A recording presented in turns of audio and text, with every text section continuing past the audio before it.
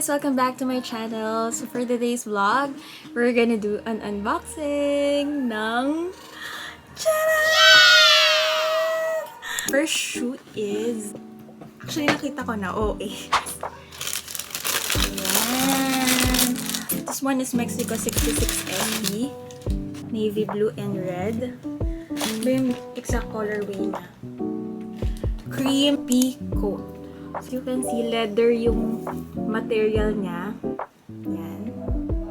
Very classic. Parang dali lang siya bagayan, diba?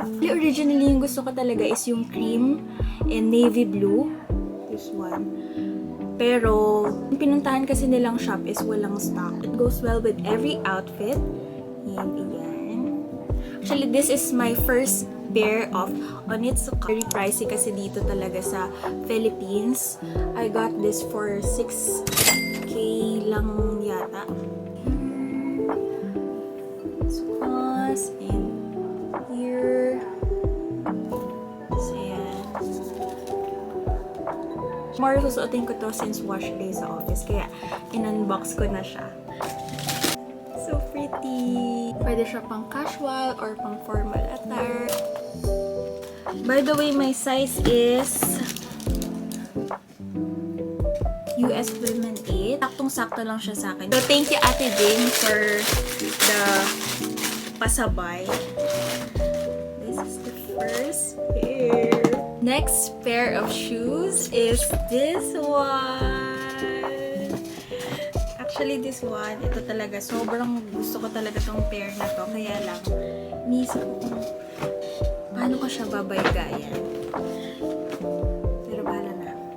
Let's see. So, this pair is pinabili ko din from Japan. So, thank you, Krista, sa pagpasabay. Actually, hindi ko naman talaga nabalak bumili kasi nga, week before is nakabili na ako ng shoes, which is ito nga. Kaya lang si Krista kasi, after a week nung pag-uwi nung ate ni Chad, is sila naman yung nasa Japan. So, ayan nga, ito na ang shoes.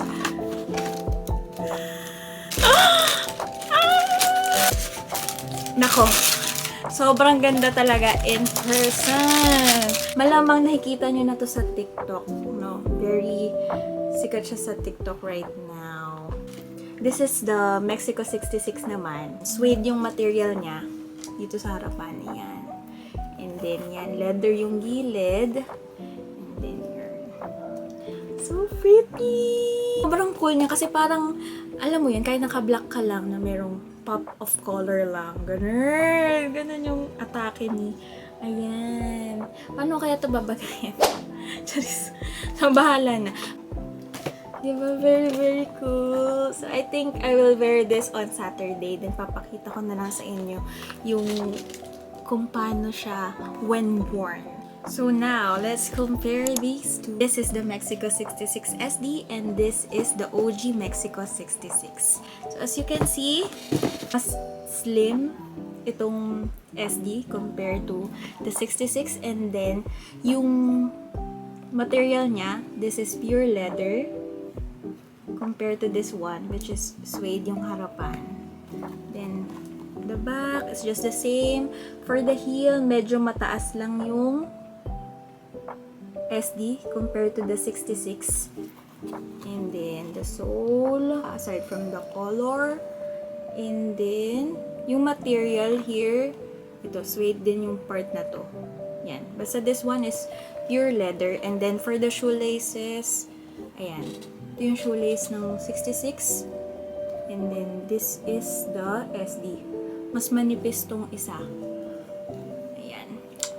In terms of comfort, hindi ko pa alam kasi I have yet to use them. Pero I will just insert clips of me wearing these shoes para makita nyo. So kayo, pag bibili kayo, ano pipiliin nyo? This one or this one? I think pareho. Go! These are blue. So that's it for my unboxing video and see you on my next one.